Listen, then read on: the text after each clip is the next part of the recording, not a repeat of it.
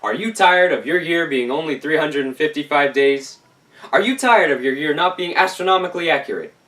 Do you want a calendar named after a glorious lord and dictator Julius Caesar?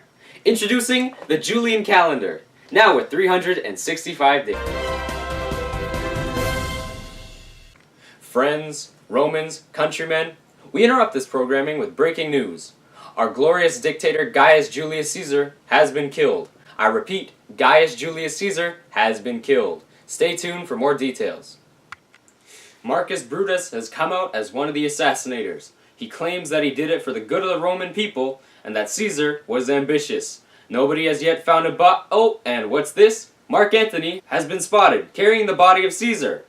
He's giving a speech about how noble Caesar was, and that a man as ambitious would never have been so generous, and now the people are rioting. Oh, the tragedy! Brutus's house is in flames, and now Cassius. And now the autopsy of the body by a forensic pathologist and sports reporter Flavius Antropius. Thanks, Cinna. Alright, so the body was actually found with 33 stab wounds, only one of which being fatal. It was actually the one that punctured his chest and ruptured his aorta that killed him. Most of the wounds were superficial and failed to penetrate any deeper than the muscle tissue, whereas others were quite deep, but couldn't locate any vital organs. Ah yes, the oldest autopsy in history. And now, our local investigator and weather predictor, Mr. Soothsayer. There are three main suspects of the crime. Artemidorus handed him a note on the day of the assassination. He insisted that Caesar read his note. Why the man wouldn't read this letter aloud, we will never find out. Perhaps out of spite of Caesar's ignorance, the man took revenge upon Caesar the only way that he could, not with spoken words, but with action. Marcus Brutus. Many nights before the Ides, Brutus's neighbors heard breaking glass at night. Evidence of broken windows suggests this. Letters from many unnamed Romans were found on his night table, but they all had the same handwriting. His motives may be provided from his blood.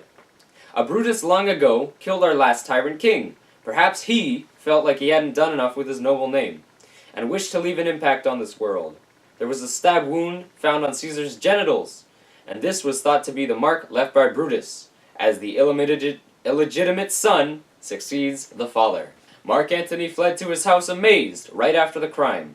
Soon after the crime, he moved Caesar's cadaver, tampering with the evidence. He spoke to the Roman people and incited a riot. Perhaps his true intent was not only to kill Caesar, but to begin civil unrest and war within Rome. Well, the true story may never be revealed, but it won't stop some white guy from writing a play about it centuries later. Tune in next week for me, Cinna the Poet, as I... Wait, who let angry rioters into the studio? Ah!